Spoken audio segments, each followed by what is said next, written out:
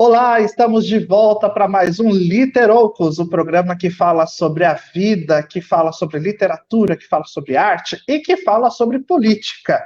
E hoje nós temos a honra de receber uma professora doutora em Ciências Políticas pela USP. Nada mais, nada menos do que a nossa querida Mara Teles. Mara Teles, seja bem-vinda ao nosso programa. Muito obrigada, Alex, pelo seu convite. Achei super interessante quando você mandou o convite. Claro, como o país é grande e heterogêneo. Eu não sabia que existia essa diferença de 1 hora entre o Mato Grosso, né, cidade de Sinop, e Belo Horizonte. Quando eu vi 10 horas, eu falei, mas a gente havia combinado às 11 horas.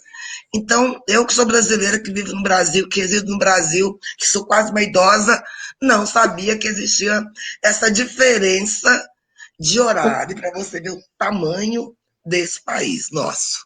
Heterogeneidade, né? E você imagina quando eu vim para cá, eu ficava louco na questão do horário do avião, que a gente não sabia se era o horário de Mato Grosso, se era o horário de Brasília, que eles colocavam nos encartes. Olha, realmente Você a veio de gente ficava onde? um pouco perdido. Eu sou de São Paulo, sou de São São Paulo, Paulo. na Grande São Paulo, depois eu morei um tempo no interior de São Paulo, basicamente ali na região de Rio Preto, e estou aqui em Mato Grosso há 6 anos agora. Muito quente. Muito. Parece que realmente o sol vive aqui. Meu Deus, quantos graus aí agora? Agora está em torno de 33 graus aqui. É quente, quente, quente, quente, quente. Parece que a gente fica. Mas Cuiabá é mais quente, viu? Cuiabá, eu não sei se você já teve aquela sensação de estar na frente da churrasqueira e vir aquele bafo. Cuiabá é assim. É porque eu sou nascida, contar um pouco da minha história, da minha biografia. Eu sou nascida em Governador Valadares, Minas Gerais. E quem nasceu em Governador Valadares, a gente fica brincando que era filial do inferno, porque realmente é. Eu acho que deve ser mais ou menos tipo Cuiabá, só que como a gente ainda está no Sudeste, aí tem uma temperatura amena algumas vezes no mês Hum, de julho, é possível viver. E para piorar, deve ser o caso do Mato Grosso, tem o Rio Doce. Toda cidade que tem rio, não sei se você reparou, parece que sobe um vaporzão, né? E aí no Mato Grosso tem Pantanal, exatamente. tem muita água, então eu acredito que é isso que deve aumentar a umidade. E onde é Aham. úmido, eu estive em Belém, minhas blusas em Belém, elas não resistiam. Mas é quente, mas não é como dizem que é Cuiabá. Não é Cuiabá. Isso é verdade. trinta Cuiabá, e nossa, três quando eu graus. passo por lá, eu quero sair assim imediatamente. Eu já quero sair. Não E as pessoas se consigo. acostumam, né, quem nasce lá. Deixa eu ver quantos graus nós temos agora em Belo Horizonte. Ah, não sei, deixa eu ver aqui. Eu não consigo mexer. Olha, eu não consigo mexer com essas mídias mais não, viu? Eu sei que Belo Horizonte teve um clima muito mais ameno, né? Mas agora, em função aí do desmatamento, dessa questão toda, isso impactou muito no clima daqui, que não é mais um clima tão suave. Mas ela, entre o sul e o Mato Grosso, é incomparável. Acho que a gente consegue É. 33 graus aqui, no alto do verão, né? É, e agosto aqui é muito seco. Para você ter uma ideia, quando eu cheguei aqui, eu coloquei ar-condicionado em todos os cômodos, porque eu não aguentava, não aguentava. E fiquei muito doente no primeiro ano, muito doente mesmo, né? É, a Porque gente fica troca-se de doente. clima, né? Muito. Eu Mas morei em então, São Mara, Paulo e fui para Aracaju, no Nordeste. Também senti muita diferença. o corpo, né? O corpo sente muito. Mas, ó, Sente. nós sempre começamos o nosso programa com uma pergunta-chave. Para você, o que é literatura? Nossa, literatura é sonhar, imaginar, é pensar. Ela faz parte de um processo criativo, exclusivo, que se confunde ao mesmo tempo com arte ou com narrativas que podem, às vezes, nem ser ficcionais, muito embora a literatura, por suposto, né? A gente sempre imagina que ela é uma ficção. Ela não é uma ficção. Você pode fazer um paper de ciência política com dados e você está fazendo literatura. Quando a gente fala, por exemplo, nós encontramos na literatura internacional sobre o comportamento político, eu não estou falando de ficção, eu estou falando de um conjunto de obras que foram produzidas. Usualmente as pessoas confundem literatura com ficção, não é apenas ficção. O melhor dela, né, às vezes, é a ficção, onde as pessoas se reconhecem mais, né? Mas ela pode ser chamada como um conjunto de obras escritas, pensadas, pelo menos do ponto de vista da ciência política. Ou quando a gente fala literatura sobre o Covid, toda aquela produção bibliográfica acerca do Covid aí que está matando pessoas, né, chegando quase a 3 milhões de casos, ultrapassando já os 3 milhões de casos. Acertei, Tá professor? certo. Ou está errado, professor? Uai, Claro que eu tá estou aqui certo. hoje com uma aluna, gente, vocês que estão me vendo, eu falei assim pro professor, não faz pergunta difícil de vestibular, não, porque eu não estou a 33 graus de sol, eu acabei de acordar, tá cedinho, estou aqui tomando meu café. Se fizer pergunta de Enem, eu fecho essa live e vou embora. Adorei. Mas, ó, por isso que a gente gosta muito de ouvir. E assim, eu te acompanho há muito tempo, né, pela rede social, Você é meu bem antes da espião, sua. Eu sou meu seu X9. stalker.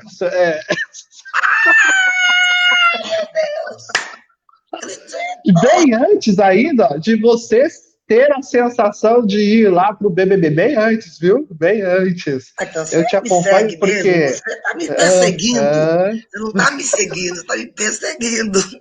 Que bom, Alex. Eu gosto muito de conhecer as pessoas que me seguem. Eu fico impressionada como é que as mídias chegam em todas as partes do Brasil. A gente fala aqui, não tem a menor noção do impacto que isso tem. Sobretudo agora no Brasil, que tudo que você fala, você pode ser cancelada. Não tem mais espaço para debate. Não gostei do que você disse. Te cancelo. Fica é calado. verdade.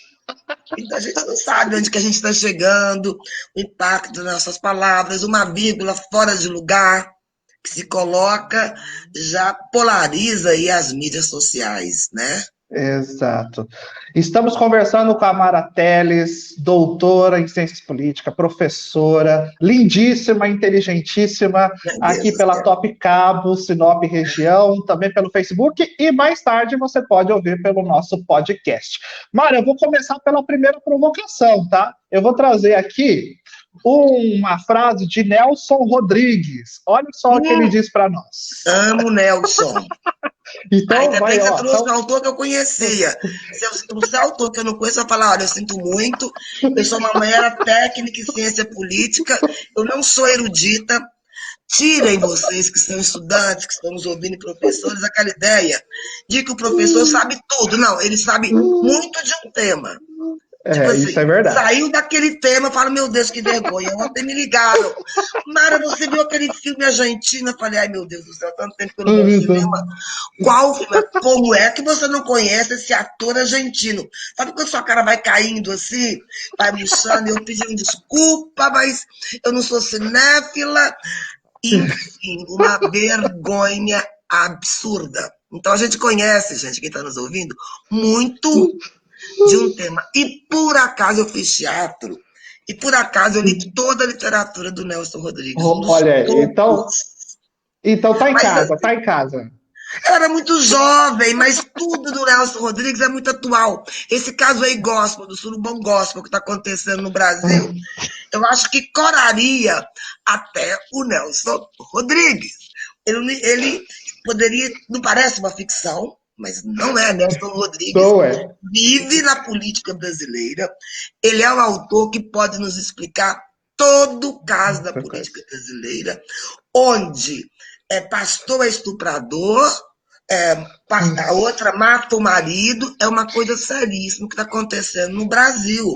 Eu desconheço isso em qualquer lugar do mundo nesse período do século XXI, que é uma confusão entre política e religião com fins estratégicos de enganar o eleitor. Esse que é o Certo. problema. E essa Nós história vamos, que a che gente... Ah, perdão, é o Nelson nós vamos Rodrigues. chegar lá. Você Não queria fica... que eu falasse do Nelson Rodrigues? O Não, mas caso eu quero foi falar a frase, esse. uma frase dele bem específica, que eu acho que vai lidar muito com o nosso tema de hoje. Ele diz o seguinte: muitas vezes é a falta de caráter que decide uma partida. Não se faz literatura, política e futebol com bons sentimentos. Você concorda?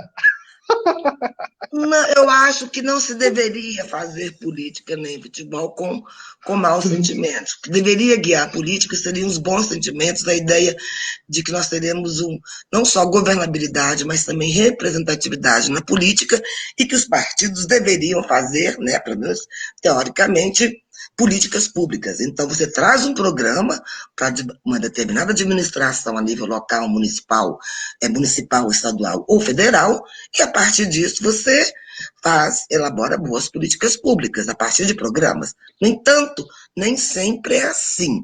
Eu não gostaria de dizer, como Nelson Rodrigues, que toda política é feita com mau caráter, mas eu diria que, no Brasil, parte significativa da política, ou alguns políticos, agem a partir do mau caratismo, como é o caso que a gente viu agora. Esses últimos 3 são tantos Nossa. casos que às vezes eu posto assim, Alex, qual que é o fio da novela que eu perdi hoje?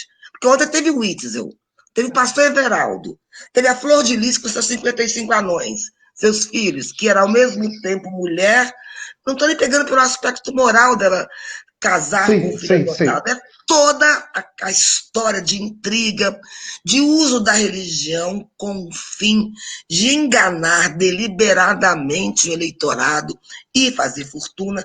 E tivemos na semana passada no Brasil, salvo engano, porque cada dia no Brasil é um ano que você vive, o caso indecente, imoral e, detalhe, ilegal, de pessoas que foram para a porta do hospital tentando impedir que uma criança que foi violada por um tio fosse impedida de interromper uma gravidez, né? Primeiro que era concedido o direito legal de interromper pela justiça. Então, aquelas pessoas na porta que queriam impedi-la, aquelas pessoas deviam ser presas, porque foi concedida uma ordem judicial. Eu não estou nem dizendo se eu sou contra ou a favor, estou dizendo que houve uma expedição de uma ordem legal, judicial, tá certo? Então, eu fico até dizendo as minhas redes, vou falar a verdade, quem apoia, quem viola uma criança de 10 anos, apoia a pedofilia. Então, se Aham. você apoia isso, você que faça discurso religioso, como a Damares faz, na verdade, está apoiando a pedofilia. Era um tio de 30 e tantos anos que violava essa criança desde quando ela tinha 6 anos. Ou seja, você apoia isso? Você quer que uma criança tenha outra criança fruto de uma relação de violação, de violência, não falo nem violência física, violência emocional. Aí você Emocional. aplaude em nome da sua religião, aí que entra a política no Brasil. O péssimo uso estratégico que se faz da religião, tendo em vista acabar, inclusive, com direitos humanos, com avanços que foram conquistados, as duras penas. Então, Nelson Rodrigues, eu acho que nem ele conseguiria entender o Brasil. Ele chegaria aqui, ele ficaria estarrecido, ele voltaria e diria: mau caratismo tem limite. E alguns grupos, não só de políticos, mas de brasileiros, parece que foram envolvidos numa onda de perversidade, de ódio tão grande e de cegueira tão grande que não conseguem mais se afastar, estão perdendo os valores que eram tidos como os valores brasileiros. Nunca foram reais, mas as pessoas pelo menos mentiam, né, Isso é sobre verdade. alguns temas sensíveis, né?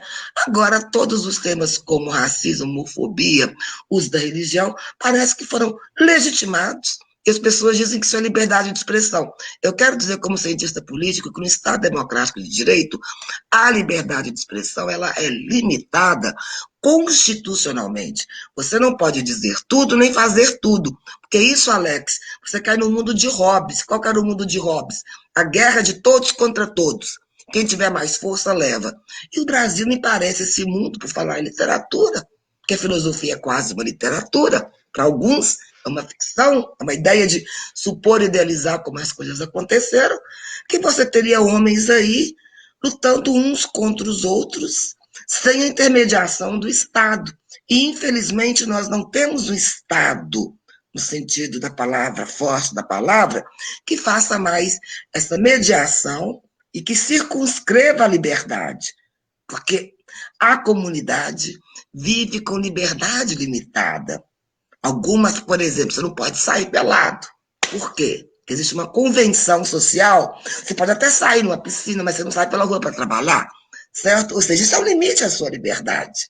Você tem vários limites. Quando você viola os direitos humanos, você deixa de ter liberdade, você ultrapassou os limites daquela liberdade que foram construídas como consenso numa sociedade democrática. E os direitos humanos são fundamentais na construção da democracia. Então, quando você viola os direitos humanos, você está violando os princípios básicos de uma democracia. Quando você coloca a religião como carro-chefe de seu governo, de seus discursos, você está voltando ao século XV e XIV, quando a igreja se confundia com política, com o Estado e com religião. Aliás, você não tinha nem Estado, a própria igreja caracterizava aí, né, pela ideia de um poder divino. Posteriormente, esse poder divino foi absoluto nos déspotas esclarecidos que falavam em nome de Deus.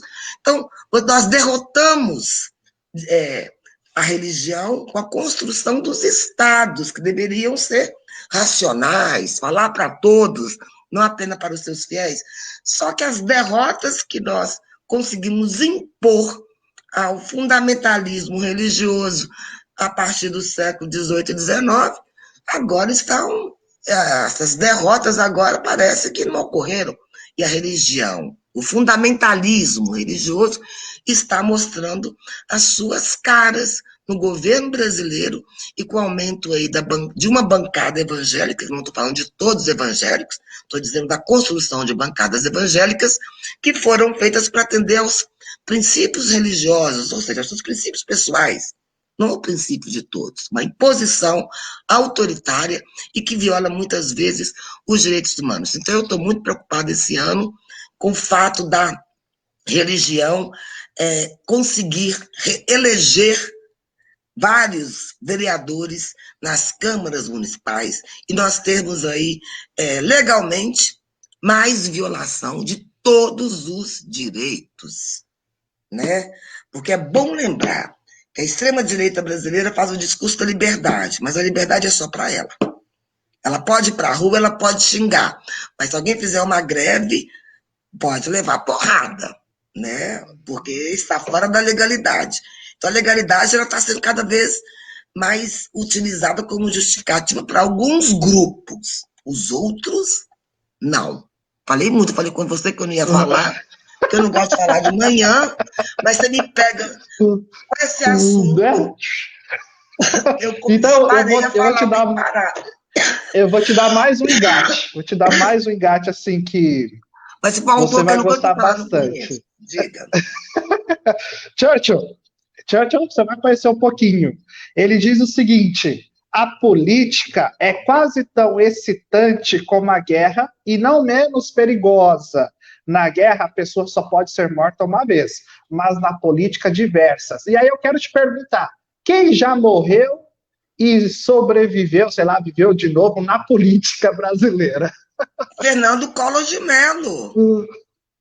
É o primeiro nome que a gente pensa. A política ela pode ser excitante, né? Porque, de fato, muitas pessoas são apaixonadas com política, né? Eu sigo política o tempo todo. O tempo todo eu estou seguindo política, porque eu confundo a ação política, né, feita no momento presente com a literatura sobre a ciência política, e eu estudo comportamento eleitoral. Num país que tem eleições a cada 2 anos, né, você acaba tendo que se movimentar o tempo todo para entender o que está acontecendo, os personagens que morrem e que podem ser ressuscitados, né? Eventualmente, o caso do Collor, ele renunciou antes de ser impeachmentado, ainda assim, o Congresso fez o impeachment dele, parece que até para ter um valor simbólico, ele voltou aí lindo, e ainda fez aliança com o PT em Alagoas, e depois votou contra o PT no impeachment. Então, você pode morrer diversas vezes na política, e pode renascer também. Por exemplo, quem era aquela vivíssimo aí? Onde andará Aécio Neves? Alguém sabe? Ele Ninguém viu. desapareceu atrás das Montanhas Mineiras. Ele fez a campanha dele dentro de uma fazenda. Dizem que gastou uma fortuna, ficou dentro da fazenda que ele não podia aparecer. E como ele tinha antes milhões de votos, ele caiu muito, mas mesmo que ele tenha caído muito, acho que ele chegou ainda a 120 mil votos, né? Mas o que se gastou para esses 120 mil votos? Então ele foi eleito, mas também desapareceu. Por que, que ele foi eleito e gastou tanto? Porque ele queria ter o fórum privilegiado, né? Porque senão poderia ir não só ser investigado, como incriminado e após ser incriminado, ser preso em função dos helicópteros que sobrevoam Minas Gerais. Todo mundo conhece os casos aí dos helicópteros, né, em Minas Gerais. Dos helicópteros, exatamente. Isso daí realmente trouxe uma repercussão muito nacional, né? E o que eu gostaria de saber, você tá agora publicando um livro, Eleições Municipais, né? Esse livro organizado com outro coautor, mas eu queria saber assim, existe uma novidade nessas eleições deste ano, ou a gente vai ter de novo a repetição de 2018, realmente a extrema-direita chegando mais firme, mais forte, mais poderosa? Esse aqui conhece um pouco Você sabe mais. que atrasamos um minutinho porque eu estava falando com a CBN justamente sobre o livro. A entrevista deveria durar 3 minutos, durou 19 minutos. A gente se atrasou aqui, a culpa não é minha nem do Alex. Isso é uma conversa ao vivo, eu tendo que pensar ao vivo. Mas eu falei 20 minutos sobre um. Você me faz uma pergunta sobre. É o seguinte: os livros, deixa eu fazer um jabá, uma propaganda, já que eu estou aqui sendo ouvida no Mato Grosso, tá? Gente, para início de Uhum. conversa, eu fiz meu livro com o professor Antônio Lavareda. Professor Antônio Lavareda, para quem não conhece, ele já trabalhou em mais de 80 campanhas. Quando eu o conheci, ele já tinha feito 77 campanhas.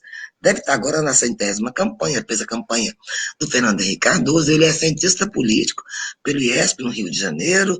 É uma pessoa que trouxe várias laboratórios para o Brasil com novos usos e tecnologias para medir sentimento e emoções. Ninguém tinha feito isso ainda no Brasil. Ele acha que um dos elementos que pode, de fato, impactar sobre a eleição são os sentimentos. E nós vimos isso muito claramente, Alex, nas eleições de 2016, nas eleições de 2018. Como é que os sentimentos, sobretudo de raiva, aversão e de ódio, foram constitutivos daquelas eleições. Não apenas porque esses sentimentos negativos foram esparramados e divulgados pelas redes sociais, como eles já estavam latentes na sociedade. Nós observamos aqui em Belo Horizonte, através das pesquisas que nós realizamos com os manifestantes que foram protestar a favor do impeachment, que já havia em relação à presidente Dilma e ao PT, por parte daqueles que pediam impeachment, 3 tipos de sentimento: raiva, aversão e aflição. Então, a política também se faz com sentimento. E o sentimento que guiou a população em 2016, a população do Sudeste, eu não vou discutir as razões pelas quais isso ocorreu, eu só estou narrando aqui, descrevendo o que aconteceu, é que o sentimento contra a política, ou aquilo que a gente chama de antipolítica e o antipetismo, eles foram utilizados pelos políticos que surfaram nas ondas do antipetismo e navegaram nas ondas também da antipolítica. E isso tem uma explicação que é muito longa, né? Vocês podem encontrar várias explicações de como esse sentimento foi se estabelecendo no Brasil, nos 3 livros que nós organizamos. O primeiro livro trata das eleições de 2008, feito sobre um contexto econômico aí de crescimento, de um boom econômico. A maior parte dos prefeitos nas capitais foi eleita. Nós tivemos 95% de reeleição. As eleições de 2012, nós já conseguimos observar que havia uma queda aí gradual em relação ao crescimento do PIB. Então, outros fatores marcaram as eleições de 2012, mas nos chamou a atenção. Mas em 2012, nós já tivemos ali o início do discurso da corrupção, pelos próprios prefeitos que usavam e abusavam já, certo? Do caso do mensalão, da ideia de que a política havia se transformado numa atividade criminosa, e toda essa sensação né, esse sentimento negativo em relação à política se expressou no pleito de 2016, quando no Sudeste foram eleitos figuras políticas que não eram figuras políticas de partidos desconhecidos. Por exemplo, em Belo Horizonte, nós tivemos um candidato eleito quase sem experiência política, ele era presidente do Clube Atlético Mineiro, e ele usou da sua popularidade e dizia que ele não queria ser político, ele queria ser prefeito, como se houvesse possibilidade da pessoa administrar uma cidade sem fazer política, né? Mesmo porque ele precisa do apoio na Câmara. Vimos o caso do Rio de Janeiro, quando Crivella, um bispo, se elegeu com uma votação expressiva. O nosso livro tratou disso, de verificar como a religião foi significativa, ou seja, pessoas que eram ligadas a grupos evangélicos, elas votavam de fato a partir da sua religião, o que não ocorria tanto no Brasil, muito embora com Garotinho, quando ele disputou o governo e ganhou, a religião ali já era, dentro do Rio de Janeiro, um fator importante para que as pessoas usassem do seu sentimento religioso para votar num candidato. E mesmo em São Paulo, o Dória era um apresentador de televisão, ele tinha dinheiro, era empresário, ele tinha um capital midiático.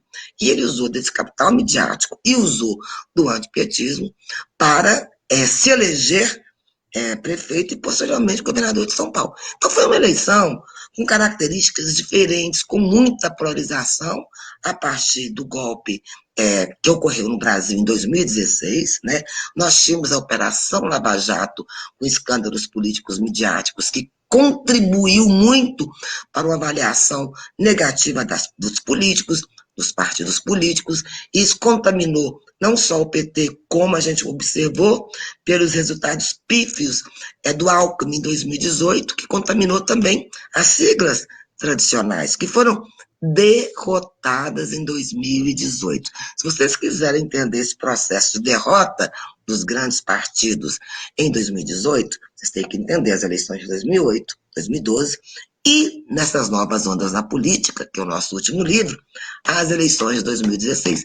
Eu não posso falar muito sobre 2016, que são 14 capítulos, senão vocês não vão comprar o volume. Só quero lembrar que existe um fato importante em 2016, que já é esse crescimento do sentimento antipolítica, que cria um vazio na política, e que esses novos personagens aí entram em cena com discurso antipolítica e permitem, potencializam esse sentimento antissistema. E o presidente eleito, ele representa esse sentimento de ódio contra o sistema político. E ele, todos os dias, passa seus dias, desde a hora que levanta até a hora que vai dormir, falando, fazendo campanha contra a política, como se não fosse ele o presidente do país que faz política o tempo todo, né? E nessas eleições de 2020, a CBN perguntou a mesma coisa. Como serão essas eleições? Primeiro que as eleições de 2016 foi após o impeachment. Já é atípico, uma situação de trauma, de cisão, de polarização na sociedade brasileira, tá certo? Agora a gente tem uma pandemia. Então, assim, eu nunca estudei uma eleição, acho que eu, nem ninguém, que ocorresse durante uma pandemia. Então, se as redes sociais já eram importantes em 2016, se elas foram usadas de forma até criminal, até como crime, né? Tem CPI aí das fake news, dos WhatsApps, de modo ilegal, com mentiras, com as chamadas fake news. Esse ano, se as mídias sociais são tão importantes, pode ser que o uso da fake news se reduza ou aumente. Eu apostava que ia ser reduzido. Mas eu estou olhando para as eleições dos Estados Unidos e nunca antes na história da humanidade se usou tanto fake news. A eleição de 18 no Brasil, ela é fichinha perto do que está acontecendo agora com a tentativa de Trump de se reeleger. Ele está dizendo que o Joe Biden, que é um moderadíssimo, inclusive, eu preferia até um candidato menos moderado, vai invadir as casas, que é um pedófilo. E isso se espalhando rapidamente nas redes, que a diferença entre eles era de 10 pontos, mas já caiu. Não só porque o John Biden é um personagem meio apagadinho, não sabe fazer discurso, mas pela máquina de mentiras que está novamente polarizando, e o Trump é capaz de fazer qualquer coisa, como o nosso presidente Bolsonaro fez, para se eleger e se reeleger. Então, como é que a gente vai dimensionar com o uso de mídias sociais, com fake news, com pandemia? A gente não sabe se o eleitor irá às urnas, se o eleitor irá comparecer. Então, são eleições que eu coloco muitas interrogações sobre ela. Eu consegui, nas eleições de 2016, eu apresentei um texto quase um ano antes. Hoje eu achei esse texto, para até me preparar. Tudo que aconteceu em 2016, eu consegui até prever. Vai acontecer isso, o dinheiro vai ser muito importante, como foi em 2016, que em 2016 foram feitas eleições com menos tempo de televisão, menos tempo de campanha. Tinha Lava Jato, a gente percebia que a Lava Jato iria criminalizar os políticos, que o antipetismo seria forte, mas agora teve a pandemia. Muito do que eu sei, eu aprendo nos livros, mas conversando com as pessoas. Eu não estou conversando com as pessoas, eu não estou ouvindo os ônibus, eu estou andando pelas ruas, que Belo Horizonte ficou fechado, começou a abrir tem uma semana, é abrir aos poucos. Então, assim, tempo de televisão, será que vai ter um impacto importante? Mídias sociais, será que vai ser tudo isso mesmo que as pessoas estão dizendo, que as campanhas serão feitas só nas mídias sociais? Eu tendo a achar que essa avaliação não é correta. Aqueles pré-candidatos, ou candidatos, ou vereadores, que têm uma estrutura já pronta, eles tendem a sair na frente. Eles já estão fazendo campanha desde o dia que você se elege, você já está em campanha, né? Então, é muito difícil. Eu acho que vai ter pouca renovação esse ano. Por quê? Porque é muito difícil para candidatos novos entrarem no mercado político numa situação de pandemia, onde você tem redes sociais para dialogar. A maioria dos candidatos não sabe manejar redes sociais, já não tinha um público nas redes sociais. Então, acho que a pergunta que você fez, Alex, vale $1 milhão. E falar nisso, uma vez foi dito assim, ó, errar é humano. Errar é humano. Culpar outra pessoa é política. Aí eu te pergunto o seguinte: Gostei. se o comunismo acabar, quem é que vai levar a culpa? Boa! Eu gostei muito dessa frase, eu vou usar. Posso usar? Se o Qual? A comunismo primeira? acabar, quem vai levar mais? Você sempre tem um inimigo Ah, isso é do externo. Jô Soares, tá? Do Jô Soares, a frase. Muito bom, o João é muito inteligente. Sempre é uma pessoa que eu respeitei muito, muito inteligente, está fora das mídias agora, né? Está com problema de saúde e tal. Mas é isso mesmo. Errar é humano, né? Então, responsabilizar o outro justamente é o que o nosso presidente mais faz, né? A culpa é do PT, e o PT e o Lula, quer dizer, o Lula já está preso, já saiu, já não é mais presidente do Brasil, mas todas as vezes que você vai conversar com a pessoa de extrema direita, gente, deixa eu falar uma coisa para vocês. Leiam meus livros são feitos de produtos. Eu nunca falei que o PT era o melhor partido do mundo ou que o PSDB era o pior. Eu estou dizendo que o nosso presidente, seus seguidores, têm duas palavras, porque eu estudo o bolsonarismo. E o Lula, palavra número 1, e palavra número 2, e o PT. Todo mundo que critica o presidente é petista. O PT tem a maior massa nesse país de aliados, mas não ganha uma eleição. Então, eu não consigo entender onde quer que estão esses petistas que perderam em 2018, né? Porque ou você ama o presidente, ou você necessariamente odeia o Brasil, né? Se você não ama. Então, uma confusão entre o chefe de Estado e de governo, o Estado e o país, né? Então, é uma situação que você não tem diálogo, Alex. As pessoas, os fundamentais, depois que nós chegamos a cento e quantas mil mortes, eu nem sei, porque aumenta todo dia, e as pessoas continuam apoiando e responsabilizando o PT pela pandemia, né, pelo coronavírus, essas pessoas, ou elas são ignorantes, ou elas são mau caráter. Não tem outra explicação. Ele é capaz de ter rachadinha, rachadona, está envolvido em intervenção na Polícia Federal, falar coisas irrepetíveis na boca de um cidadão de bem, e 40%, né, continua aplaudindo como se fosse normal. A gente está normalizando o pesadelo, normalizando aquilo que não pode ser rotinizado. Ninguém em sã consciência pode dizer que um presidente não tem culpa nenhuma por 112 mil mortes, sendo que ele executou da política, das políticas públicas. Né? Óbvio que tem responsabilidade. Uma pessoa. Isso chama-se terraplanismo político. Ponto. O Brasil está vivendo num terraplanismo político.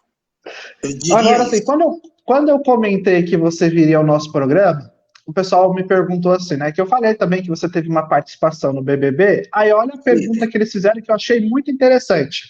O pessoal diga. sabe votar mais no BBB do que nas eleições ou não? Ninguém sabe votar mesmo. Eu acho que as pessoas sabem votar. E quando elas fizeram uma escolha pelo Bolsonaro, não todas, porque quando eu estudo eleição, não existe o eleitor do Bolsonaro, o eleitor do PT, o eleitor tucano. O eleitor de cada um deles também é heterogêneo, como o Brasil. Então você pode ter um eleitor que mora em Curitiba e votar por uma razão, que está no Mato Grosso e votar por outra razão. Às vezes o eleitor que votou no Bolsonaro está insatisfeito com o governador apoiava o fulano, ele quis ser contra, e votou nesse maluco que nos governa, que não é maluco nada, é um distribuidor de É. ódio. Então, o eleitor, ele tem. Nós temos eleitores em cada um dos candidatos. Uma parte que ficou com o presidente até hoje, que nós chamamos dos 12% mais duros, né? Eles não votaram errado, eles votaram porque eles têm uma ideologia consistente com a ideologia do presidente. Ou quando você vota no PT, muitos eleitores, não todos, votam porque gostam das políticas públicas, das políticas sociais, ou porque gostam do presidente Lula, ou porque estão de acordo com a ideia daquele partido. Então, não tem voto bom, não tem voto ruim, tem voto. E com essas características que nós podemos, do eleitorado, nós podemos, veja que coisa importante, ou construir uma democracia, ou destruir uma democracia. E parte, não todos os eleitores do presidente Bolsonaro, mas uma parte deles votou sabendo exatamente quem era o presidente, sabendo que ele era a favor de tortura, sabendo de todas as coisas que ele disse, que ele ia matar 30 mil, que estuprar pode, desde que não seja feio, que ele era racista. Sabiam disso, estava todos os dias na televisão. E sabem disso e continuarão votando. Então, esse voto errado, ele é contrário à democracia, certo?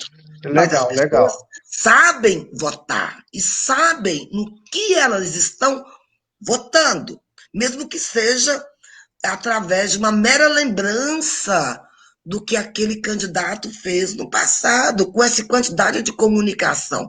Mas, ao mesmo tempo, o presidente Bolsonaro, assim como Trump, usou de muita mentira. E as pessoas não faziam checklist daquelas informações. Recebiam no WhatsApp. Então, uma parte também votou em função de informações falsas que foram repassadas, mas não informações falsas contra ele, informações falsas que ele distribuiu sobre os demais candidatos. E as pessoas acreditaram também que aquilo tudo era verdade. Ora, eu recebi uma mensagem dizendo que o candidato X era pedófilo. Eu recebi, às vésperas das eleições. Isso é horrores. Se você sabe que um candidato é pedófilo, você não vota naquele candidato. Mas a pedofilia, em relação ao candidato opositor do Bolsonaro, foi espalhada. Quem está dizendo isso não sou eu. Consultem o site da FGV, Fundação Getúlio Vargas. Eles monitoram as eleições. Foi uma das fake news mais distribuídas. Eles, inclusive, calculam os milhares e os milhões, não no WhatsApp, que eles não conseguem entrar, de distribuição de fake news nas mídias, seja no Facebook, seja no Twitter. E o candidato opositor derrotado, que era o Haddad ser pedófilo, foi uma das mais distribuídas. Então, se eu recebo uma informação na minha casa, na véspera de eleição, com vídeo, nossa, fulano é pedófilo, faltam 15 horas para que eu possa votar. Eu não tenho nem tempo de verificar se aquela informação é falsa ou verdadeira. Então, claro que uma parte votou sabendo quem era o presidente. Todos os dias aparecia horário eleitoral. Esse presidente é a favor da ditadura. Esse presidente da. Como é que chama isso aqui? Bênção para a bandeira Continência? norte. Continência para a bandeira norte-americana. Esse presidente já falou dos negros, das mulheres, que foi uma fraquejada. Todos os dias estava na televisão. Entendeu? Então, uma parte votou porque concorda com tudo isso mesmo. Vive uma ditadura militar, não tem esse negócio de democracia, precisamos de uma intervenção militar. Outra parte estava desacreditada, deu aquele voto cacareco. Vamos votar nesse maluco, porque pior do que tá não fica? Fica, né? Fica. E a outra parte acreditou nas mentiras. Então, nós temos várias. Agora, quem mantém apoiando ele até hoje, ou é falta de informação, ou é por ignorância, ou é por mau caratismo. Ou porque realmente concorda com essa loucura toda que é o Brasil se desdemocratizando, porque através do voto você pode destruir uma democracia. O Hitler não foi eleito na Alemanha? Ele foi eleito, ele não foi imposto por ninguém, ninguém chegou lá. O Mussolini também, só que a eleição do Mussolini foi fraudada, mas ficou quantos anos lá? Estamos conversando com a professora Mara Teles, doutora em ciências políticas. Gente, que papo gostoso, nós já estamos chegando ao final, à reta final do programa, e eu só queria trazer só mais uma provocação, Provoque, que é do pegar um Nietzsche, que é do Nietzsche, ele diz o seguinte... Meu crush está aqui pegando um cafezinho para mim. Não, tranquilo. Estou brincando. O Nietzsche diz o seguinte... Diga. Um político divide os seres humanos em duas classes, instrumentos e inimigos. Aí eu te pergunto o seguinte: você acha que no Brasil nós estamos com mais inimigos ou com mais instrumentos? E, lógico, você prevê melhoras aí nos próximos anos? No Brasil sempre existe uma grande polarização política. O Brasil é um país muito violento, né, Alex? Essa questão da política ser negada através da violência, porque onde há violência é negação da política, né? Negação da política. Isso é antigo no Brasil, né? E isso expressa um pouco também a nossa cultura brasileira, que é uma cultura que legitima a violência, inclusive a violência contra a mulher. Não sei se você viu aí que durante a pandemia o número de mulheres assassinadas, mortas por seus companheiros, parceiros ou namorados, subiu extraordinariamente. Então, nós temos, sim, uma característica de sermos socializados através e na violência. Então, assim, o espaço da política no Brasil sempre foi confundido com o espaço do inimigo, né? E não com o espaço do adversário. Mas hoje, a coisa se potencializou e chegou a tal ponto que todos que discordam de mim são meus inimigos. Então, eu estou dizendo que a gente está derrotando a política no Brasil. Tá? Quando você coloca a violência como instrumento, você está derrotando a política. A política que deveria ser esse instrumento aí de construção. Mas não é no Brasil. Então, quais as alternativas que eu vejo?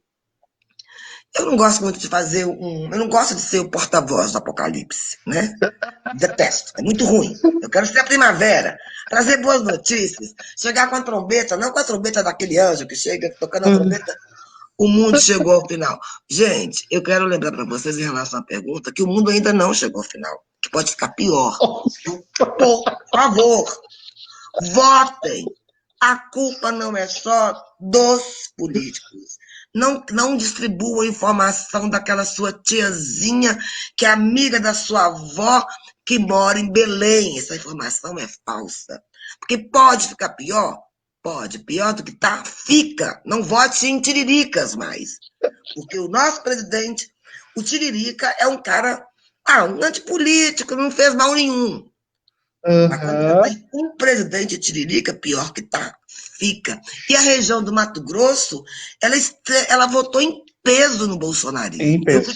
E continua, viu? E continua. Quando eu vejo o mapa, é o mapa republicano, parece o Texas. Porque o Trump, sim, ele tem esse voto, como que a gente fala, que vem desde o sul do país e vai subindo pelo centro-oeste. É um mapa que a gente chama todo azul, que é a parte republicana, no sentido trumpista que existe no Brasil. O espaço da soja, etc., né? Uma região de imigrantes também, que acham que... Da Amazônia. E que vai até ali, justamente, que vai até ali. Mas colonizadas pelos sulistas, não sulistas sudestinos. Ah, Sul, uma cultura sul. imigrante de que ele pega a própria arma para defender sua propriedade, que ele foi um bandeirante que devastou tudo para poder chegar até ali. Então, não mexa com a minha propriedade que eu mato. Eu faço a É isso justiça mesmo. com as próprias mãos. Então, esse tipo, veja, isso na cara do bolsonarismo. É a minha É isso aí. propriedade, eu protejo com armas, é o Texas. Só que a minha esperança, que eu não quero ser aí o porta-voz do apocalipse, é que o Trump está perdendo no Texas. Se o Trump está perdendo no Texas, há futuro para o Mato Grosso. Há futuro para o Mato Grosso. Eu vou trazer uma boa perspectiva, gente. Derrotem o Trump brasileiro e a derrota começa agora nas eleições municipais. É, mas será que a oferta não está sendo ruim também, Mara? Porque olha Querido, só, vou trazer uma frase aqui que é muito bacana, que é do Thomas Jefferson. Ele diz o seguinte: a política é uma praga, tal qual eu aconselho todos a não se meterem nela. Você acha que os bons realmente não estão se metendo na política? Aí vem a oferta ruim? olha, eu acho que as ofertas. Eu vou falar uma coisa que, trazendo aí para o pensamento de Downs. Anthony Downs era economista que ele comparou o comportamento político ao comportamento dos indivíduos em relação à economia. Eu não concordo com muita coisa do que ele falou, mas ele fala nessa relação entre oferta e demanda. Ele fala que, na verdade, uma oferta só tem sucesso quando existe uma demanda. É como um produto que você coloca no mercado, certo? Por que nunca se vendeu tanta máscara no Brasil? Porque não é, né? Porque uma máscara hoje custa 15, 20, 30, um paninho você vende por R$ 10 ali. Porque existe uma demanda. Então, na Entendi. perspectiva dausiana, o consumidor, digamos, o político é uma mercadoria, a oferta, e o consumidor, com seu voto, compra aquela oferta e negocia. Então, ele está na prateleira, segundo o Downs, ele olha, sabe? Porque tem muito. Olha, em Belo Horizonte a gente teve 3.512 candidatos a vereador. 3.512. É, É muita gente. é muita Elegeram gente. a pior Câmara que poderia existir, foi eleita em Belo Horizonte. Mais da metade da bancada da fé e da família, que não é nem de fé, nem de família, que a A gente gente viu fala, aí que a Flor de Lis falava de fé e de família, e era um surubão gospel que acontecia ali.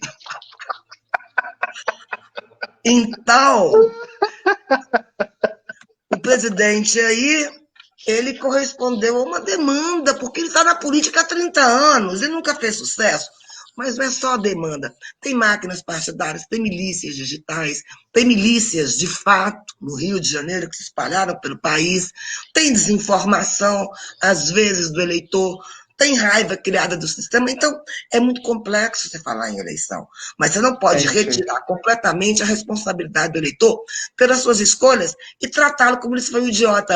Oh, votou no Lula porque é burro, votou no Bolsonaro porque é burro. Não, as pessoas fazem algum cálculo mínimo. Claro que uma parte vota pela lembrança, ou porque não tem tempo, ou porque estão desinteressados pela política, ou porque no Brasil a política sempre foi bastante elitista, né? E às vezes os partidos eram pouco representativos e nós somos socializados numa cultura delegativa. O que significa uma cultura delegativa? Você delega aos políticos tudo, ao mesmo tempo que você fala que eles não fazem nada, você delega tudo a eles. Um dia Tudo para desse, eles. as pessoas falaram assim: Mara, faz alguma coisa. Eu falei: gente, por que vocês não reúnem, faz? Vocês estão esperando que eu faça por vocês. Então, a sociedade brasileira, ela responsabiliza o político o tempo todo. Mas agora, eu tenho certeza que bate na Câmara do Vereador e fala: dá uma olhadinha na minha rua para assaltar.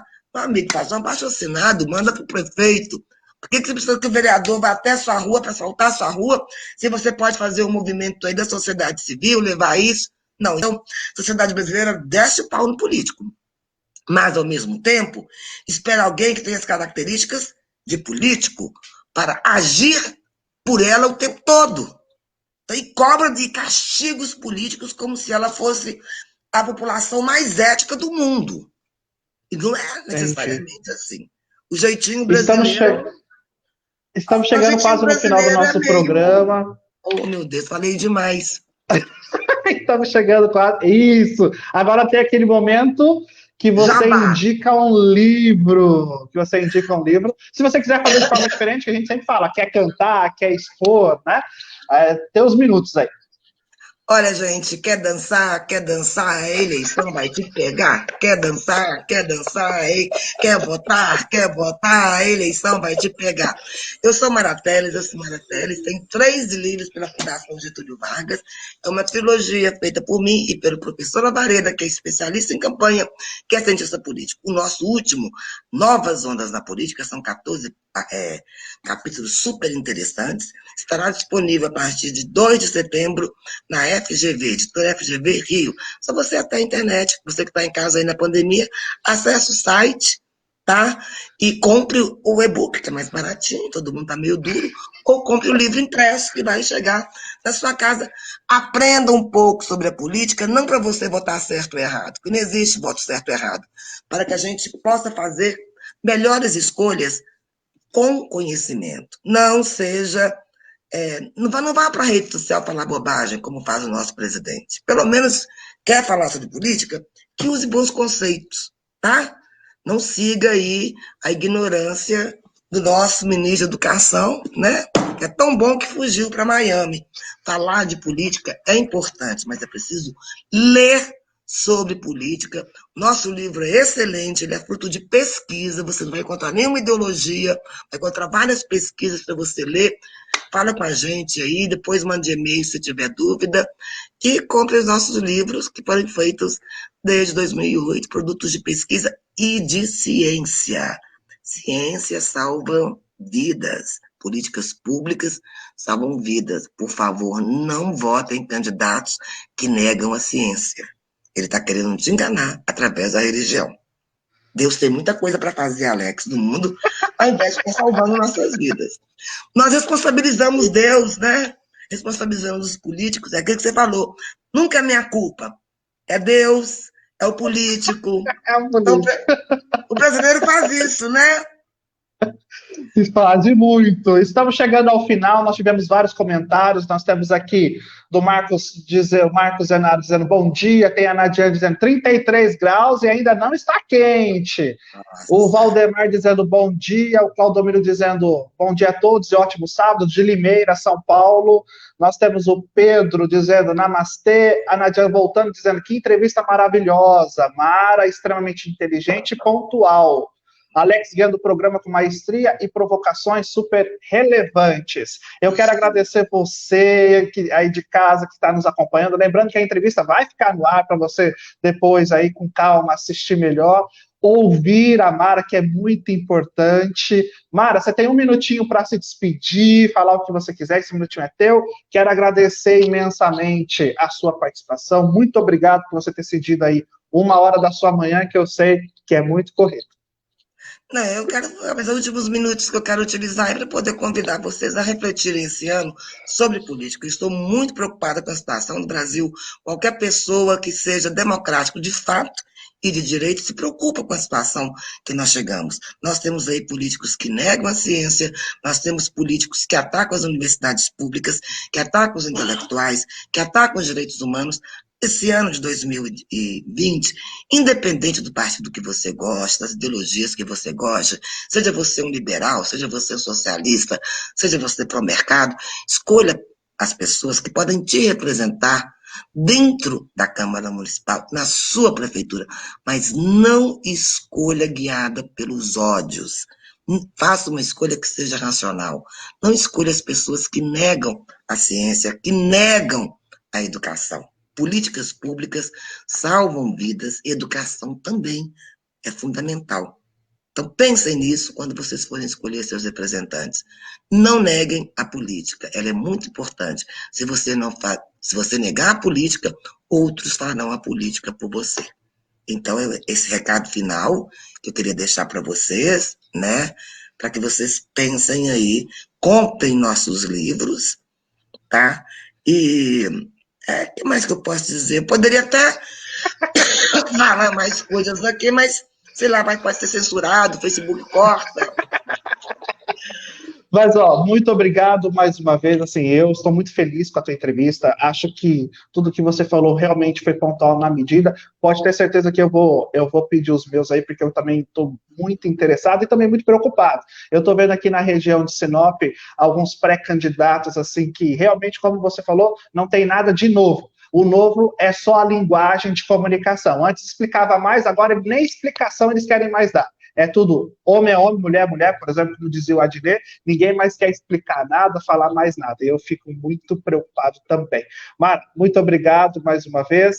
Pessoal da Top Cabo também, muito obrigado. O Marcos está lá nos estúdios também, muito obrigado pela sua o seu trabalho aí que leva essa informação para todos, a Top Cabo que está aqui em Sinop e na região e no Facebook da Top Cabo e depois do podcast.